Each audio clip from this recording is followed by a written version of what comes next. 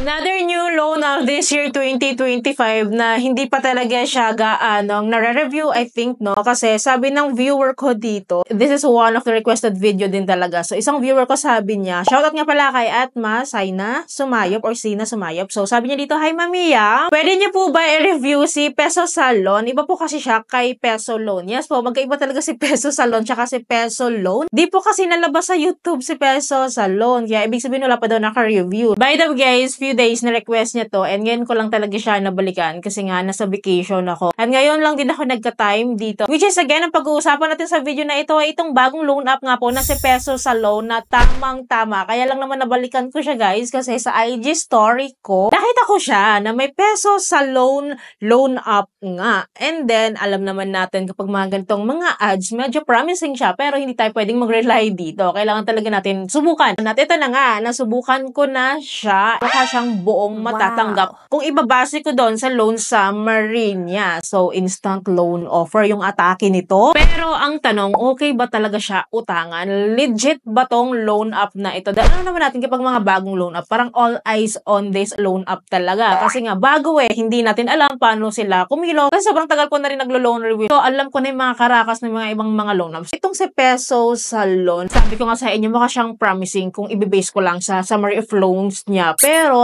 tingnan natin kung okay ba talaga siya utangan. I-share ko sa inyo sa video na ito on how I'm going to apply. Paano yung application dito? Ano may hinihingi nila? Ano ba yung requirements nila? Well, upon cutting nga nitong si Peso Salon sa aking IG stories, no, kinlik ko yung install now. And nakita ko na downloadable siya sa Google Play Store. And nakita ko dito na bagong-bago pa lang talaga siya kasi kunti pa lang yung reviews niya. 100 plus pa lang yung reviews niya as the moment na na-review ko itong loan app na ito and meron na siyang 10,000 downloads. So, na-release lang pala tong app na ito this March 2025 lang. Well, sabi niya dito, under siya kay Lush Bazaar and hindi siya mukhang loan app guys. And tinignan ko yung details niya kasi kung makikita nyo dito, nakalagay, bookkeeping, take control of your finances, accounting app introduction. Hindi ko siya gets. Parang hindi talaga siya loan app primarily. Pero guys, upon my application, loan app talagang atake niya and nakakapag-apply nga ako dito, di ba? And meron nang nakapag-loan dito. So, based sa experience ko, loan app siya. Hinahanap ko dito yung SEC registration niya kasi alam niyo naman kapag mga new loan apps, no, yun talaga yung isa sa batayan natin para masabi natin yung isang loan platform, no, is legit na naka-register po sa SEC website. Pero ito nga, hindi siya registered as loan app, pero ang atake niya ay loan app. So, para mas maintindihan nyo, this is how I apply this loan app. By the way, sa mga first timer, dito panoorin nyo po muna yung video, no, para magkaroon kayo ng awareness, bigyan kayo ng heads up, may idea na kayo regarding this loan application na ito before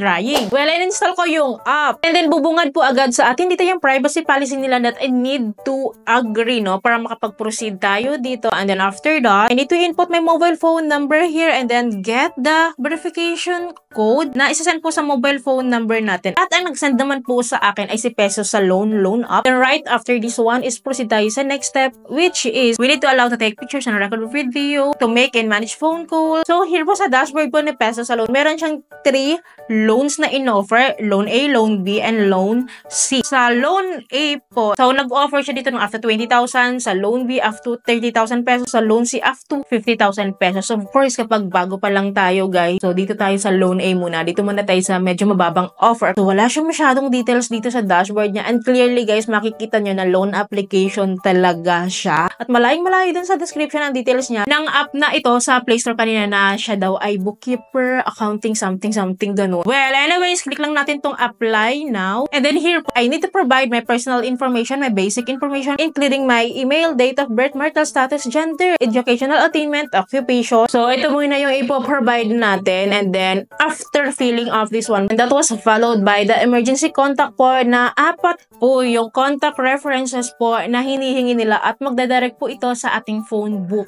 list. And right after po, ma-provide natin yan, baba tayo. Followed by the identity information which is nag-require sila ng photo of our ID po, front side, and then our selfie. Well, here po, fill upan din po natin manually po ang ating pangalan dito, ID number, well, ito po yung mga IDs po na nire-require po nila. Napakadami po nito. Meron po silang mga recommended ID type, meron din silang other options. Well, pipili lang tayo ng isa po dito and then isa-submit po natin. Well, kapag nakapili na tayo ng IDs po, we can take a picture of our ID na. We can conduct na the self-verification. So, gawin na natin yung mga info po na kailangan po nila dito. And then right after nyan po, which is the withdrawal method na po ito. So, ito po yung mga partner payment options po nila, no, na dito po i-disburse yung ating loans. Meron po silang charges po na kapag e-wallets or banks is 25 pesos. Mluwillier or ID Poncha po is 130 pesos yung charge. Ang taas nun, ano. Anyways, guys, si GCash po yung pinili ko as usual. And then, na-enter lang po natin yung account natin dito. And then, i-confirm lang po natin yan. And agad-agad po, meron tayong loan offer po na 1,500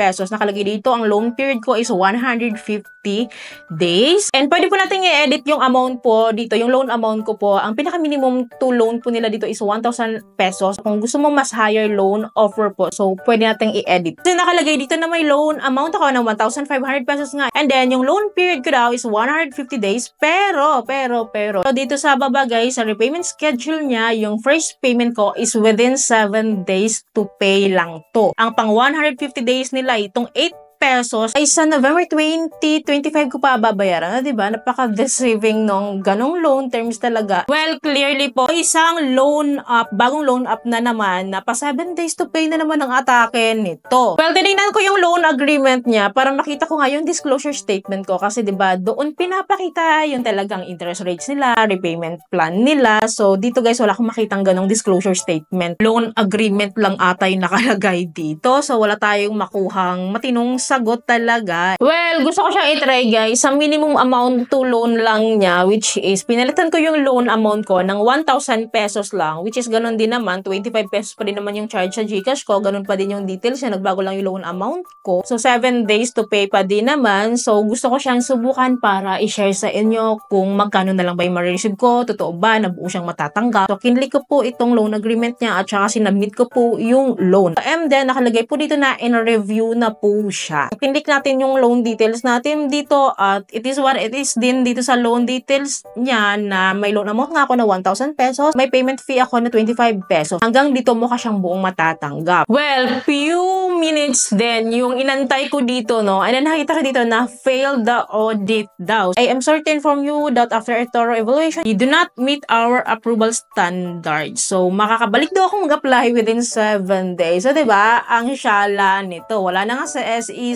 website na nare-reject pa. So, nagko-collect lang kaya siya ng information sa atin. Ito na nga. So, dahil merong nakapag-try. Like this one, nakalagay dito ay loan for 1K parang sa akin, diba? For deduction, it only says 25 pesos for GCash. Diba? Yun yung sinasabi ko sa inyo kanina. Cash out fee yun. Then, 6 pesos yung interest. Wala nga nakalagay na 6 pesos na interest sa akin eh. Buti sa'yo meron. When it approved, I only received 525 daw. 525 lang, which was deducted 450 pesos. Yes, 450 pesos ngayon na deduct as platform service fee. But I did not see that when I am still applying for loan. So imagine ha, kung naaprubahan ako dito, 525 na lang yung matatanggap ko sa 1,000 pesos, di ba? Almost 50% yung mga fees po na kinukuha nila for 7 days to pay ha. Imagine that one. Grabe, di ba? So loan shark siya. And meron pa dito ha, so almost half was deducted from the principal loan I applied and you must pay the whole amount in 7 days. 3,000 is the amount I applied but only 1,700 was remitted. This is not helping at all. Grabe naman talaga. Almost 50% of the loan amount talaga. Yun talaga yung hinihingi nila. Marami talaga silang nagre-review dito which is pare-parehas lang din sila ng sinasabi. Which is hindi nila pinakita, diba? Sa kanilang loan summary, hindi sila naging transparent doon. Which is yun yung pinakaayo ko sa loan app. No matter how worse yung interest rates or fees and charges talaga nila. So, ipakita nyo. So, kailangan namin malaman yun, no? Bago kami mag-decide, diba, na makapangutang dito. Hindi ko nakikitaan na nakakatulong siya. Well, anyways, guys, sino dito sa inyo nakapag-try kay Peso sa loan app? Kumusta yung experiences nyo? So, paki-comment down below naman po, no? Para aware po yung iba nating viewers dito. So, yun lamang po. I hope may natutunan kayo sa video. I hope nakatulong tong video sa inyo. Kung nagustuhan niyo po yung video, please don't forget to like, share, and subscribe. Click yung bell button para lahat po ng videos ko sa updated and notified po kayo. So, yun lamang po. Thank you for watching. Bye!